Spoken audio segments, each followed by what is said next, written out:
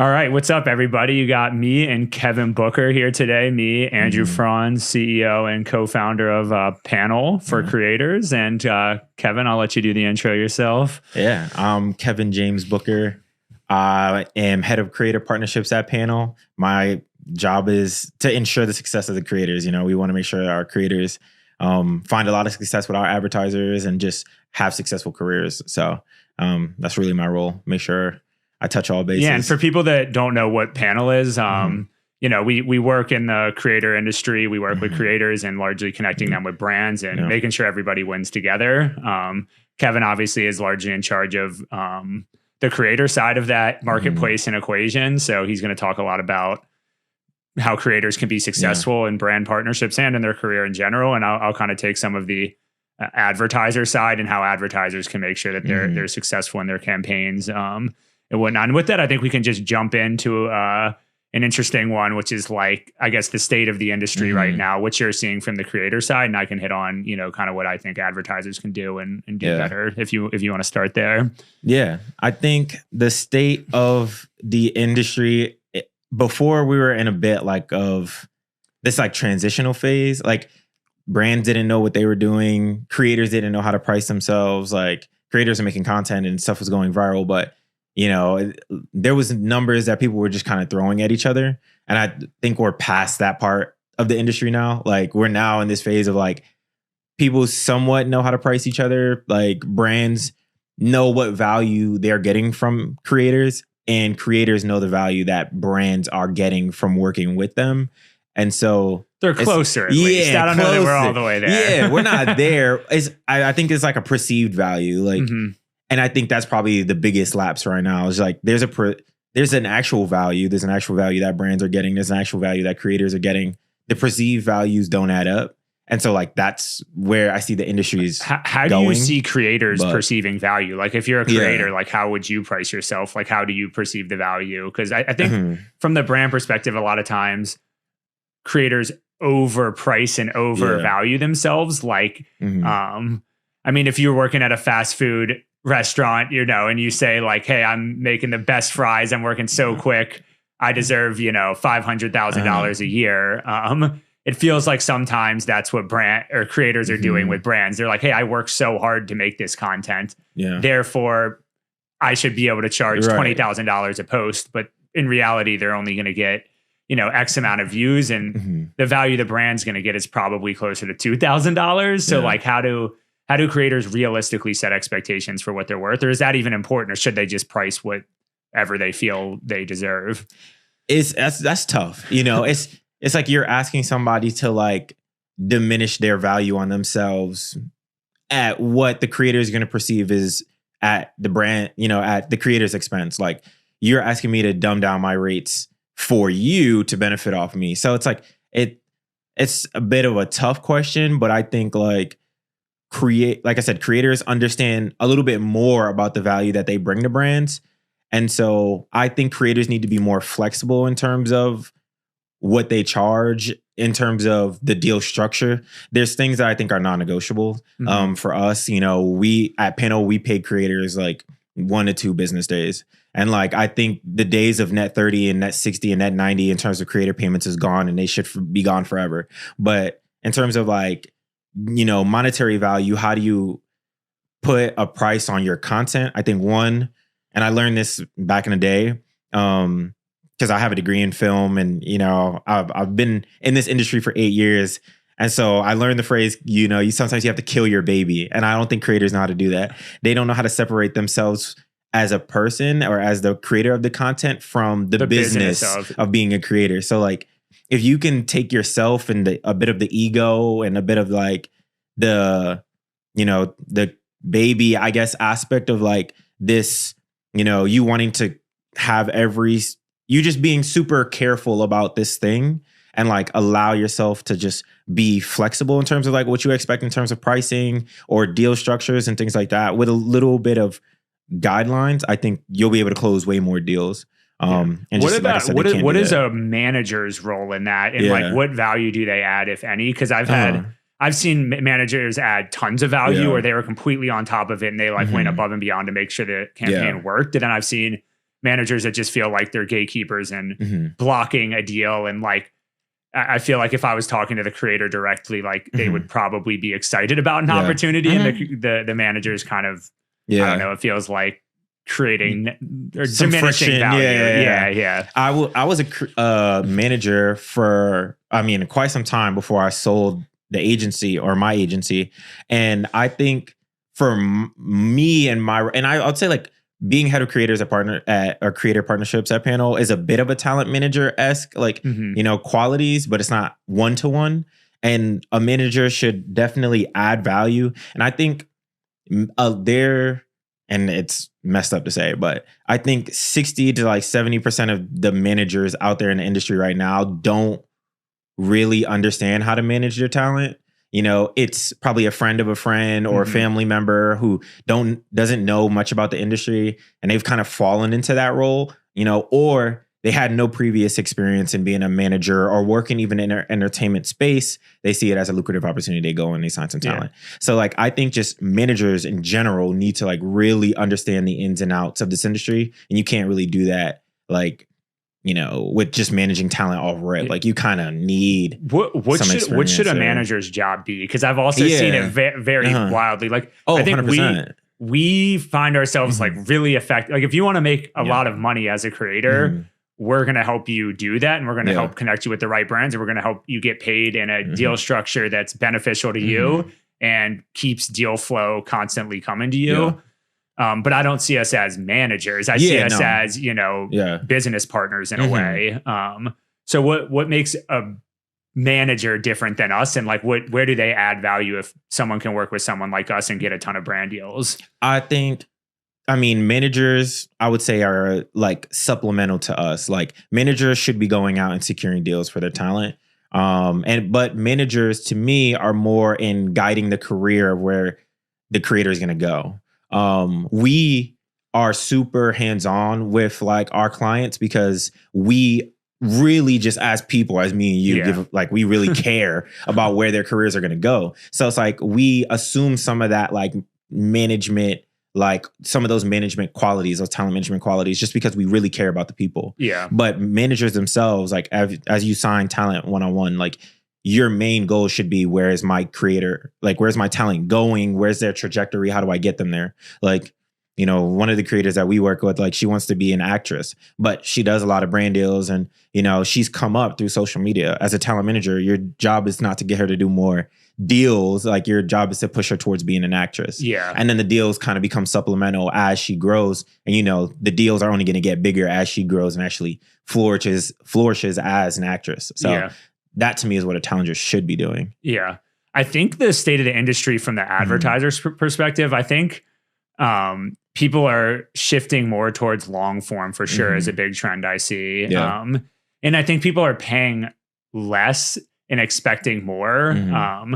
Obviously there's a huge shift towards like direct response, affiliate, that like you see themes of that everywhere. And I think I'm a hugely data driven person. So I think that you need data to, successfully and good reporting to do anything effectively. But I do think that to some degree, there's almost an overcorrection. There's brands that just want brand awareness and they just like want to be part of culture and want to pay for the vibes, which is like, a very hard thing to price. And then there's brands that think that they're going to come into the space and, spend $1 on a creative and make $2 back on their first ever campaign. And then when they spend $5,000 and, make $500, they say influencer marketing is too expensive and doesn't work.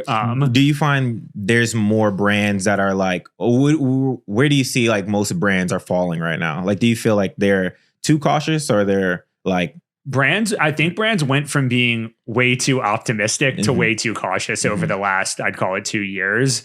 That's the economy at large has, had a massive shift as well, which obviously, ties to marketing budgets and kind of creates that trend. But I think new brands to the space are overly cautious. You're never going to start buying media. There's traditional affiliate marketing, which is like emails and SMS and just regular paid too. Yeah. And regular paid, which for the most part is such a inexpensive way to get eyeballs, but the eyeballs to me are just, from what I've seen in the data, is infinitely less valuable. I mean, if you get 20 emails from a brand, like, you know, whoever is sending those emails is probably paying less than a penny per email.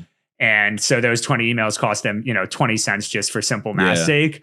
And so if it does or doesn't, you know, work, they're like, all right, we'll just keep doing this. And like, we'll charge the brand $1 for every, you know, conversion because we're paying 20 cents. But the economics of doing media on influencer marketing is much closer to like traditional TV or like, you know, billboard advertising, where the leads are just more warm. The leads are more warm. There's production value that goes in. I mean, making an email there's not a whole lot of production in that. Right. Shooting a, you know, professionally filmed minute-long ad, you know, there's real skill and value and cost that goes into it. So inevitably the media is going to be more expensive, but I do think that, I mean, I've seen from click to conversion rates and, you know, that just being one, and even view to conversion rates, that it's infinitely higher. I mean, we've seen, you know, 50% of clicks turn into conversions for brands on influencer media. Like on emails, you know, you're lucky if your open rate is 50%. Right. I mean, and I don't know anyone whose open rate is 50% on email. So I just think that that it's, people are try to put it into a box, because obviously you're going to try to compare something that you're doing to something that you know and do, but it's just like it's not affiliate marketing, and it can be close though. It can convert really well, and you can get a lot of data around campaigns and optimize, but just thinking that you're going to spend money and make money on your first couple campaigns, and even expecting that your direct response attribution is going to be positive is probably unrealistic. I mean, if you're doing a download or an email sign up or like a really low friction conversion point, you can probably, you know, get pretty positive. But if you're trying to sell, you know, get someone to pull out their credit card and buy something for like $30+, you're not going to, you know, it's going to be really hard to hit those numbers, but you don't have to. That's the thing is, like, it's still worth the dollars. The brand awareness you're getting is, you know, above and beyond, you know, a huge multiplier to direct response. If you're getting people that see an ad and click through and pull out their credit card and spend $50 within a minute of seeing the ad, you know, you're hitting the right audience. Right. You're doing, like, you know, the ad is good. And there's probably 100 times the people that are now interested in the brand that might purchase in the next year. And maybe they get retargeted. Maybe they then see an email in a month and they're like, oh, that creator I really liked, you know, was talking about this. I need to buy my brother a Christmas gift. This is actually perfect. I'm going to buy it. Whereas if they had only seen the email, you know, they probably would just be like, what is this? And not going to do it. So, and that's interesting, because it's like, what you're saying is it's like, for some brands, like let's say they are doing, you know, the $30 spend or the $30 product. Like if you did traditional paid, like you would still, you know, you would put the same effort in. And to me, you would see like less results than you'd see with an influencer campaign. I don't know what the disconnect is between the brands and feeling like, you know, that this, like the influencer is a little bit harder or not worth their or, you know, one campaign and then I'm out, rather than watching, you know, you're going to have to change ads and change formats and retarget and like this influencer seems to be a easier space to play in though. Yeah, I think, but brands are way more cautious than when you're on paid. I will say though, most influencers don't work. Yeah. Like you know, there's so many influencers out there, and especially in short form that like are not worth your money. Yeah. Like you just shouldn't spend it. And I think that's something that you learn from, you know, spending millions and millions of dollars on the media like we have. You know, you start to develop a sixth sense, and just, you know, for someone like me, the ability to model out like, okay, this is realistically what this is going to do. And like, you know, almost all mid-tier influencers like just aren't going to be worth the price they pay. It's like micro influencers also just like oftentimes overcharge. Like if you think about the views that someone might charge $500 and they get 1,000 views and they're micro and they have a really engaged audience, but like, you know, that's a $50 CPM right there. Or maybe even higher. Whereas like if you're talking about someone that gets 10 million views, you know, they might charge you $30K, but like the cost per view on that is so much lower. But since there's so much scale to it, they're like $30,000. I mean, I'll take it. Like, so I found that like for the most part, macro and bigger people that are going to get I'd say upwards of 100,000 views at the low end. But like once you start to talk about like 1 million plus views is where you can get the most value from a brand. And it's like, you know, I did M&A and a lot of work before this. We used to always joke like, you know, a $2 million deal, this is in like the M&A space, is the same amount of work as $1 billion deal. Like, you know, you have to go through the same hoops. You have to do the same process. And, you know, one is massive and one is small. So I think trying to do too much with small people ends up being a lot of work, which inherently is cost. And, you know, doesn't necessarily yield the same results. So I think a lot of brands also think, okay, I have $500 to spend. And then they, you know, spend it on something that was doomed to fail from the beginning. Like you have to be willing to put, I would say on the low end, $10,000 to work on a test campaign and expect half of that money to just completely flop. And then if you get half of it to get some momentum, then you can really build on that. Yeah. Which you could get better results with us, but no, I mean, I think a huge thing, like, you know, low key plug is that we actually do know what we're doing. I mean, and we have the data. We have the data. We know the influencers. We know the niches. Like, I think another thing is like what you think is going to work isn't what's going to work. I see a huge bias from advertisers in thinking that the influencers that they personally, the marketing team likes is the influencers that's going to work for their brand. Like just for example, like, you know, like middle-aged white women running a marketing team oftentimes think like mom influencers is what their brand needs. Or even vice versa, you know, say like a 20-year-old, you know, African-American kid thinks that that's, you know, what they need. The only audience. The only audience. There's like a massive bias of, you know, just personal inherent bias of like what I like is what everybody likes in social media. Everybody thinks their TikTok is what TikTok is and everybody's is completely different, for example. So I think that's another thing that we do. Like we're so data driven that I'm like, I almost want brands to go in blind and be like, just look at the data and like not at who the creator is and like what their vibe is. Cause you can get so thrown off by your inherent biases that you end up flopping a campaign that if you just look at the data, you can really scale it up. We should talk. And I know this is something we're going to talk about, like more challenges, like things that you're seeing that brands are just falling flat on in terms of influencer and like my side on the creator. Cause there's a lot of things on the creator side. That, you know, I wish I could just shake creators sometimes and just be like, listen, that is not, you know, what I think you should be doing and where you want to go. I would say a big reason. So I've been in the industry for like 8 years now. And I've seen the state of YouTube change. I've seen, you know, this crazy growth of Twitch. Like I've seen, you know, I've seen YouTube now niche into certain, you know, subsections.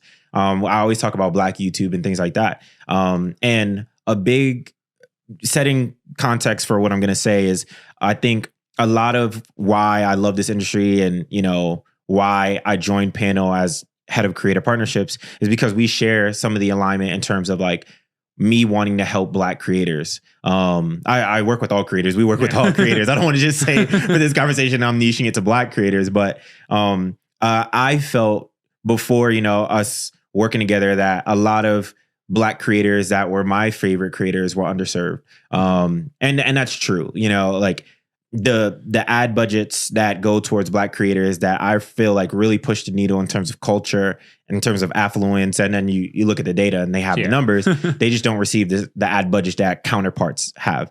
So a lot of the work that I do personally, and then, you know, here at Panel, along with, of course, like I said, working with everyone is really helping Black creators tap into ad budgets that they haven't been able to tap into.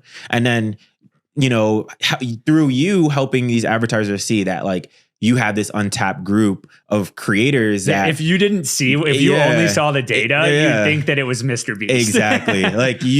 you had no idea. Like if we completely masked every single creator and just brought you a sheet, you would like pay us hand over fist because you think we'd be targeting the people that, you like you said, like inherent biases start to kick in and you think this group of people works. And so that's set into context for what I think is one of my biggest qualms. And I'm specifically talking to Black YouTube in this moment, but I think we are getting into super hyper sexualized content. And I know our community just loves that in terms of reality TV and stuff like that. And I enjoy some of the content too. I just think in terms of getting ad dollars and setting creators up for Black creators, setting them up for success, we only kind of lean further into some of those stereotypes that are out there about Black creators that stop us from getting, those brand budgets. And so there's not an easy way to say like, I want creators, like Black creators to, palate them or, make themselves more palatable. Like, it's like, how do you say that without saying that? Yeah. But, in order for us to for me to help creators build successful careers that have longevity, we need to think about like how we look in the space and how people perceive us and kind of have our content be authentic to ourselves while understanding where we sit on the table in terms of ad dollars. So that's like one thing. I think the other side of the coin too, though, is I think brands can be, and I'm not even talking about Black YouTube now, I'm just talking about content in general, but I think brands can be a lot more open with what they consider brand safety. Like I've said, like, if you're running a paid media ad or you put something on TV or something, like you should, craft that in the exact way you want it. But if an influencer is posting something on their channel to their fans, the algorithms are going to push to people that like what they're doing. I don't think you have to be as overly safe because, it's like you're pushing this ad to people that love you and want you to be authentic to yourself. And trying to like, take that away in any way is like only going to backfire. So I think brands, when they're talking about organic views, like if you're making an ad that's going to get organic views, let the creator, don't let them do whatever they want, but like almost let them do whatever they want. And I'm talking to the creators that push the boundaries a little too far. Of course. Like there are creators that like we work with every day that I'm like, this is perfectly normal. Yeah. And it is, I would say it's like based in reality content. We know reality content is just more like the emotions are more raw. So like we get it. But I think like what you said, like I don't know what the industry standard is in terms of brand safety, but I know it's way too high. And it needs to come far down. And we need to like really define what brand safety is because I feel like it's such a buzzword for us. We don't necessarily use brand safety. We do, and we ensure that the content that creator or that brands get from creators is brand safe. But I think there's a lot of coaching and there's a lot of like guiding these brands through understanding what brand safety truly is. I've even with clients gone all the way to the point where I'm like, all right, you script like 3 of the ads and I'm going to script 3 of them. And like, you'll still approve all of it. Like, we're not going rogue, but like watch, like this is going to work better. And without fail, it does. And I'm like, what was the difference? Is like, it was like more raw, authentic and like clicky in a way. I'm like, how you got to think about like, how do you make the ad something that's really going to be enticing and interesting to somebody instead of just like, reading a script that seems like ChatGPT wrote it or whatever. But I was going to say, I think another mistake almost on the other end of the spectrum that brands make is they way over assume that creators know what they're doing. Like I think new brands to influencer marketing are like, sometimes again, we'll give this creator $500 and they're going to do they're going to just turn this $500 magically into more money. And like, they almost don't give them any guidelines or brand brief. They're like, here's a water bottle. Here's $500. Figure it out. And like creators are not necessarily advertisers. Like there's a big difference between ad content and just content. And I think one thing that we always do is think hard in coaching the creators of like, this is the exact way we want you to make the ad. Like put your own personal spin on it, but like I mean, realistically, half the time the creators don't even know what the product is really that they're promoting. I mean, like, you know, they're like, this is a water bottle. I don't know what's special about it or like why anybody would buy it. But like, they're giving me, but that's not them to figure out. They're giving me money. So I think you guys should bring us those guidelines, you know? So I think one thing that we do, I mean, on behalf of our brands a lot of times, because I think the brands miss it, is like, we'll go and check out the product and like do research and be like, all right, what is it about this product? And then tell the creator. The creator is going to make it hit. Like they want that coaching, but without it, the creator is just left out to dry and it's doomed to fail. And all of the brands that we work with see a lot of success with that, you know, in terms of that coaching. I would say my other thing for creators, another mistake I see a lot of creators are making right now is I think creators are kind of like brands, like they're overly cautious in terms of, like I said, their perceived value versus like the value they actually bring. And I think it's just the state, like influencer marketing is in the form that it is now is still new. It's more established, but it is still new. It still feels like the Wild West sometimes. And when I get like deals, like when I get creators that are like giving me their rates and it's like, oh, I'm charging $25,000 for a YouTube video. And then I look at their views and they get like 40,000 views. It's just like, all right. And I think one thing too on that's crazy is like, we have such a finger on the pulse of what the value actually is. Someone will say $25,000 and we'll say, we think it's like $3,000, but like $3,000 will get the deal done for you and we'll keep bringing you more deals. And they go, okay, fine. Sure. And it's like, how did you get from $25,000 to $3,000? Reaching for the stars, I guess. I don't know. And it's not to say like that's not what. Well, it kind of is to say that like, you know, being completely transparent. Like it's creators like this is not, and this is where when we talked about like longevity and we talk all the time about where we want our creators to go or the creators, the clients that we work with, like being people who just, although we work with a lot of brands, like we really care about the creators and we really want to see creator success, you know, whether they're running an ad with us or not. Like we really care about the relationships with the creators.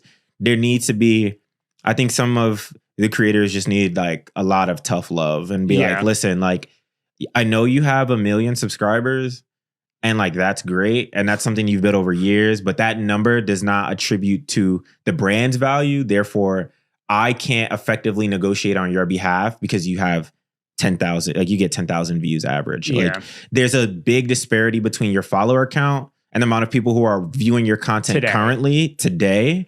And that is a big like mismatch in the value of a creator. Like they still attribute subscribers to like their worth. And that I think some brands still do too. Oh, that's a huge miss on brands. Like views is all that matters. Like the last 5 video views. Right. Like what's happening today and like last week and next week is what you really should care about. That subscriber number. And even Mr. Beast has said it. Like subscribers is a vanity metric. That number, any follower count is truly a vanity metric. Like if you're a new creator and you're wanting to get started, you should hit like, I would say 10,000 is a number where you can feel like, okay, I can now ignore this number. Because I feel like brands take you more serious. Your colleagues in the industry take you more serious once you hit like 10K.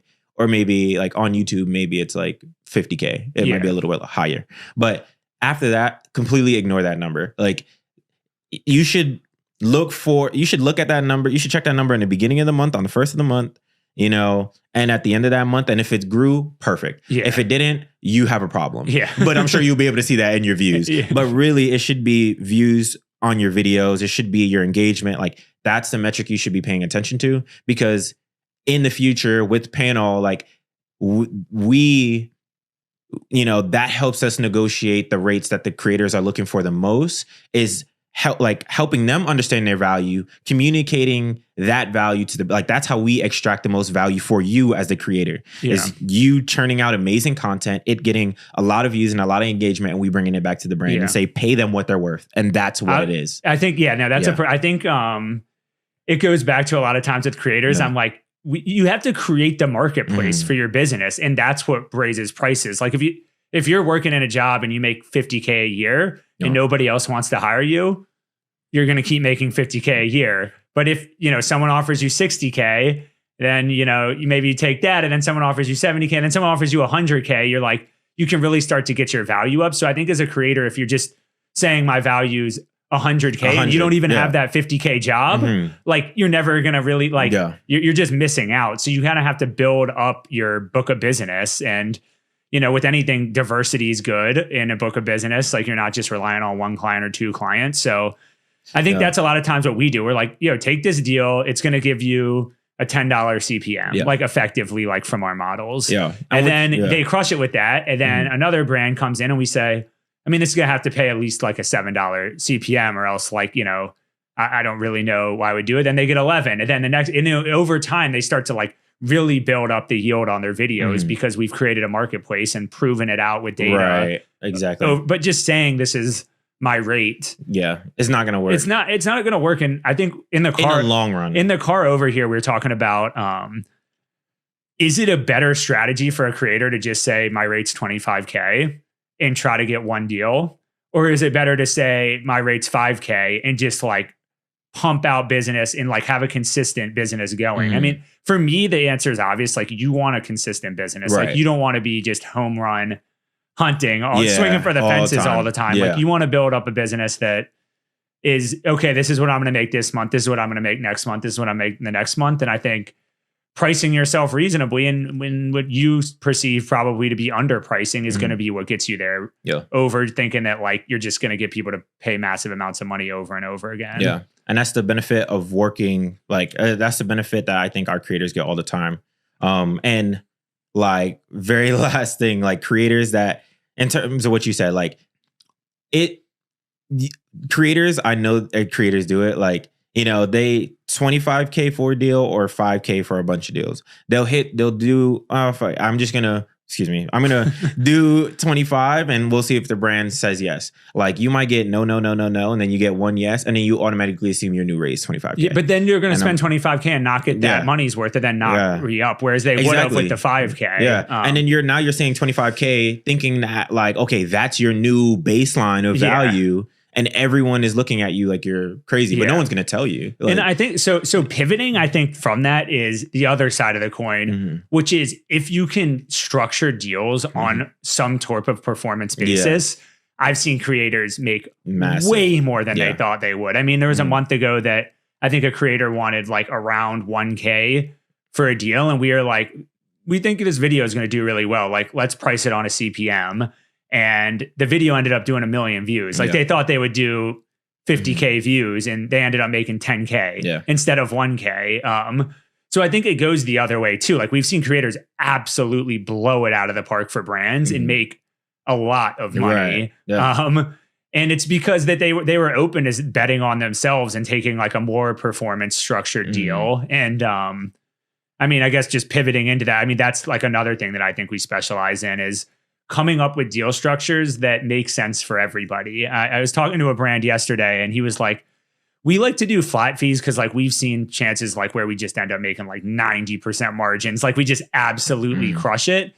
And then creators like are like, oh, I want flat fees because like, I think I'm going to get paid more than I would otherwise. And the creators that we like to work with that work, it's like, let's find maybe like you pay a flat fee for the production because there is real cost and value that goes into production. And maybe you license the ad and you can have it for your own. So there's some flat fee for that. But other than that, like, let's do this on a view basis or a conversion basis if the conversion point makes sense. I think there's some brands that want to do a conversion on like a $5,000, purchase. And I'm like, what? No. Yeah. But if the purchase is free and really frictionless, like, you can do some really good work around that.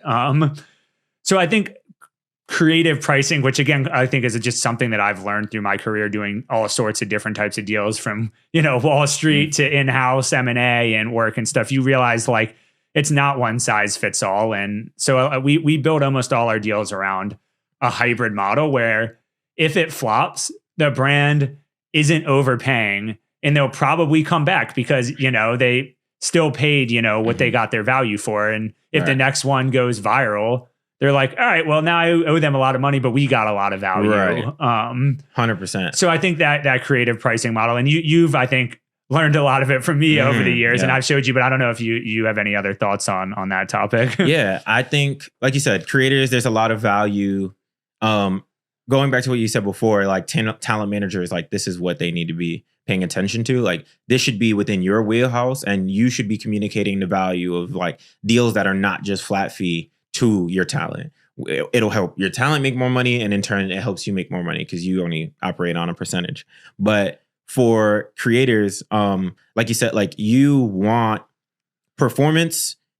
Is a lot of creators are scared because they don't know how their content is going to perform. And we were talking about it like on the car ride over here. And as creators, just they believe that there has to be a home run or else there is nothing. Like, but there is value. Like it's not black and white. Like no campaign is black and white. And it's a success or a failure. Yeah. And with the deals that we do, and these are not creative, like we don't work with creators that are like tiny and like have 10, 20K. Like we're talking about people who have millions of followers on platform like YouTube and Twitch. Like we're talking about massive audience sizes. Like that performance is immeasurable. Like you said, like you post a video, the creators that you were referencing, like they had like 100K subscribers and they did a 1 million view video. Like it obviously the views went way past what they expected themselves. But since we had a price deal that was priced that way, exactly, everybody won.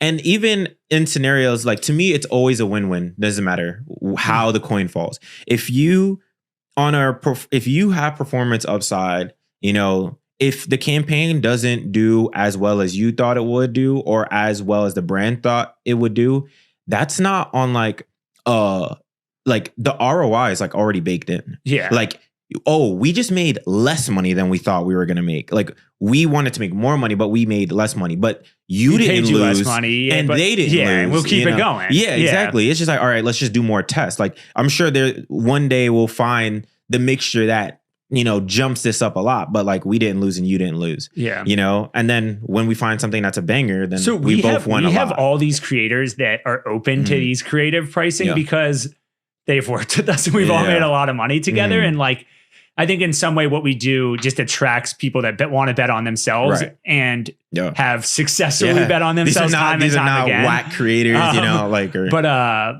what do you think is why does everybody else in the industry not want to bet on themselves, it seems? Because I mean, how many times do we get emails back? We only do flat fees. Oh, we're not open to this. We're not interested. Like, you're a talent manager. What do you mean you're not interested? Like, model it out yourself. Figure out if it makes sense. Don't just say no on principle. Or I don't know. That's something that grinds my gears. Yeah. I think we are realists. Like, going back to what I've been saying, but me and you, we care about people. Panel, we care about people. And right now, knowing this space and being in entertainment for 8 years, I know that like the most important thing is longevity.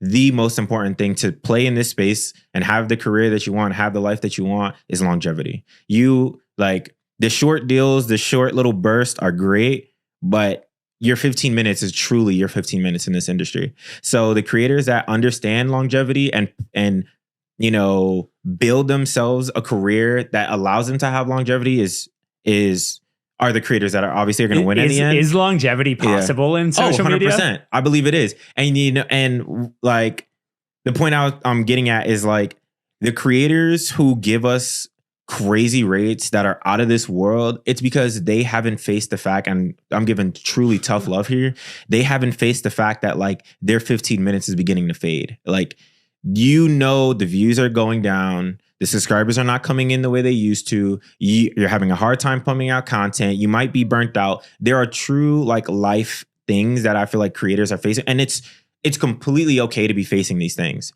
But like when you don't face that music and you don't, you know, every creator is a business to us. Like if you don't face it, you're on a sinking ship, and it's you who has to right the ship. Yeah. You drive the content. You're the CEO. You are the CEO. And like, I look to Colin and Samir as like a lot of, you know, inspiration and just like a thought leader in this space. And they talked about like creator businesses are a triangle, and you are, as a creator, you're on the bottom. When you take that piece out, everything crumbles.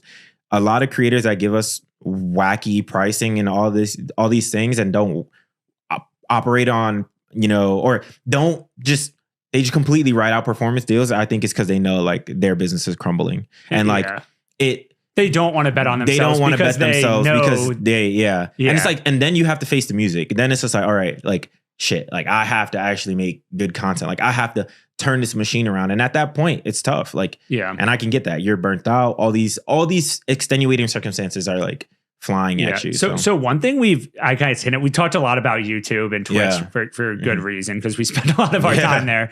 But like, why do we spend so much of our time there? And like, what do you think the differences are between the platforms, and where should creators be investing their time? Yeah.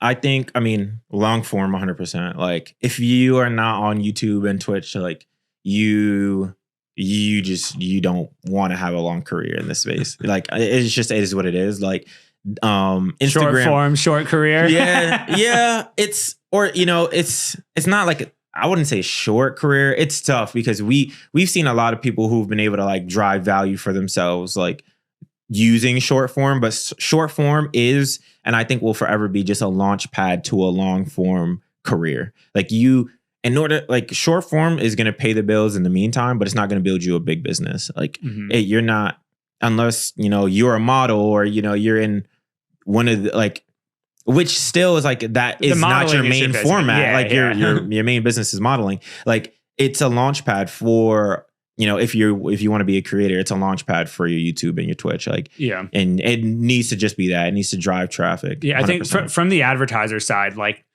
I think if you want to drive brand awareness and to some degree clicks, although getting people to click, like just user flows of like getting someone from an endless scroll into a click of link in bio is fairly breakage heavy. I mean, you can do it for sure, but I think it needs to largely be a brand awareness play where you just get a ton of short form people to be pushing your stuff. And then like people are like, oh, this is what's in, it's hot on TikTok. But if you want direct response sales and you want like trackability of how well your campaign is doing, like you're not going to get it with short form. It doesn't work. It's, you can do views as a key metric and try to back into CPMs. That's the way to do it. If you're an advertiser, you want to just optimize for CPMs and try to get cool creatives, throw it on short form and try to use like high level, measurement tools to say this is working or relevant in culture or not. If you want direct response and like really well tracked data, live streaming goes crazy. Like someone's on a live stream and they say, oh, and buy this candle. Clicks and conversions to your website just shoot up. And YouTube is the same way. YouTube's like a really long tail. It's, it like goes and then it just keeps going and going. So YouTube and long form if you want good trackability. YouTube and streaming if you want good trackability.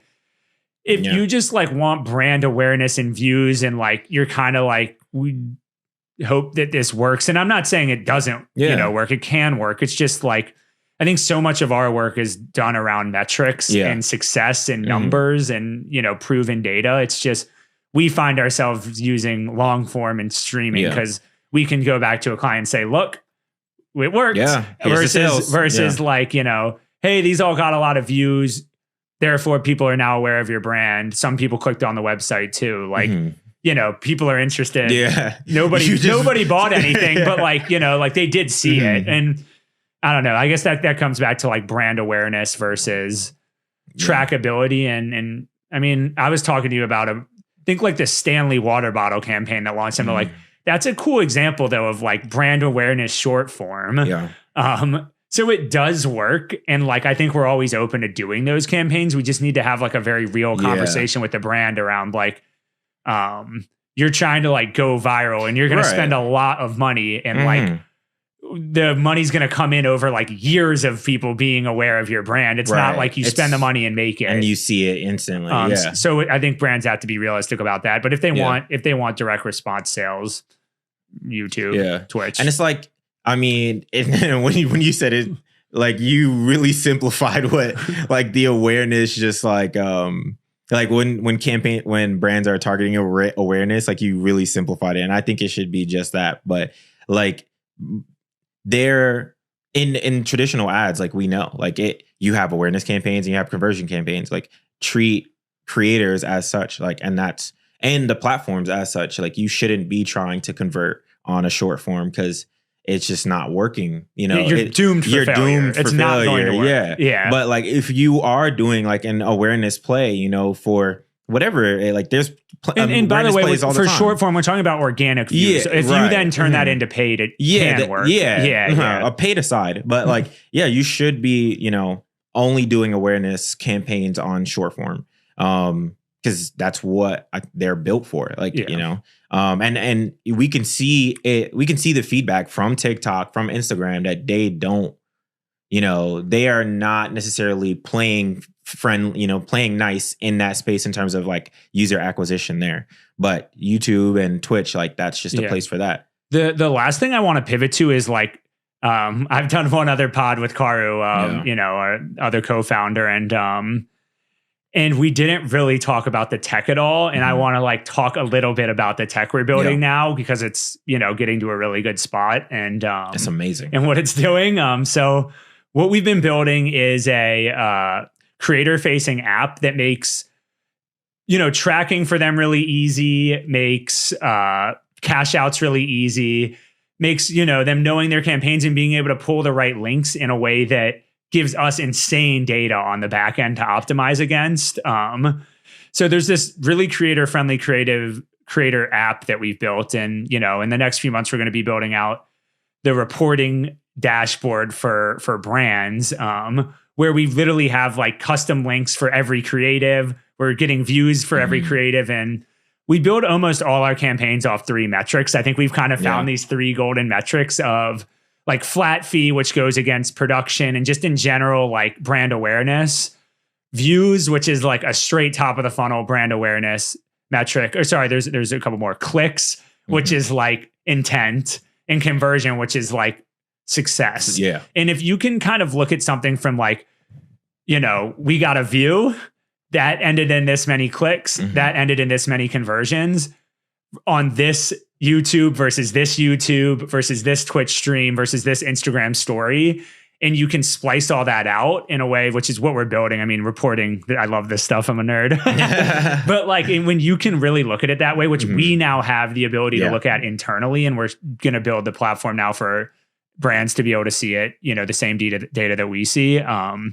It's really exciting and cool. I don't know what you're most excited about the product, but I would say like, if you're interested in hearing more, definitely hit us up because it's worked extremely well for us to optimize efforts internally on behalf of brands. And I'm excited to give the power of what we've built to brands in their hands as well. And we're putting power in the creators' hands too, you know, like in the creator facing app, like they're able to see all their data. They're able to see how their videos perform. And for me, you know, I can really help creators understand like how their content performs when it comes to ad performance and really help them optimize how they earn on a performance basis. Yeah. I've had two creators doing the similar campaigns, and one converts at like a 34% conversion rate, and then one converting at 50%. And obviously you want yours to convert at a higher rate. And that's just video to video. So like we can really dial in,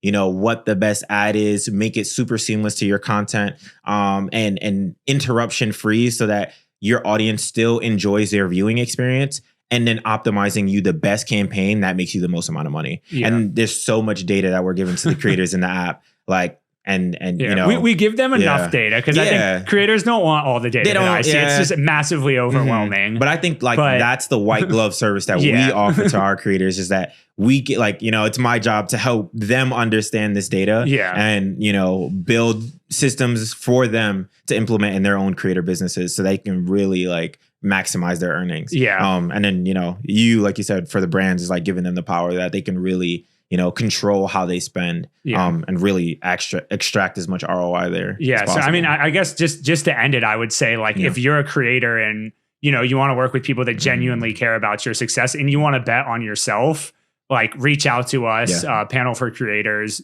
We'd love to work with you, especially if you work on YouTube or Twitch. You know, we can do some real damage, but short form stories, all that stuff can work. We still love all those creators. I know you guys don't feel that way at the end of this conversation, but we do love. And then if you're a brand and like you are willing to invest into the space and want a partner that's going to like really dial in on analytics and knows the space and knows creators. And, And you're a brand that feels like I'm just throwing stuff at the wall and I don't know what sticks and I can't replicate results.